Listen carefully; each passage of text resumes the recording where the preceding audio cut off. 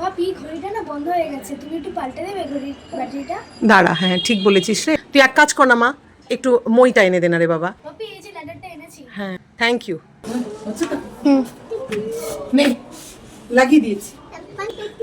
বাবা একটা কথা তোকে বলি, এই যে তুই বললি না এই মইটাকে বললি ল্যাডার, এটা স্টেপ ল্যাডার। ঠিক ল্যাডার বলা চলে না, এটাকে বলতে হবে স্টেপ ল্যাডার।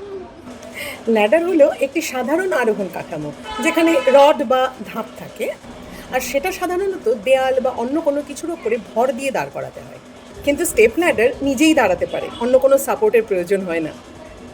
আর এই স্টেপ ল্যাডারের ক্ষেত্রে সাধারণত দুই পাশে বা কোনো এক পাশে ধাপ বা স্টেপস থাকে এবং মাঝখানে থাকে একটি হিঞ্জ বা ভাঁজযোগ্য সংযোগ। বেশিরভাগ ক্ষেত্রেই এই ধরনের মইয়ের শীর্ষে একটি প্ল্যাটফর্ম থাকে যা ভারসাম্যটাকে বজিয়ে রাখে। তাহলে ল্যাডারকে যেখানে ভর দিয়ে দাঁড় করাতে হয়, স্টেপ ল্যাডারের ক্ষেত্রে কিন্তু তা নয়, স্টেপ ল্যাডার নিজেই দাঁড়াতে পারে। আচ্ছা, এবার তোমাদের কাছে আমার একটা প্রশ্ন আছে।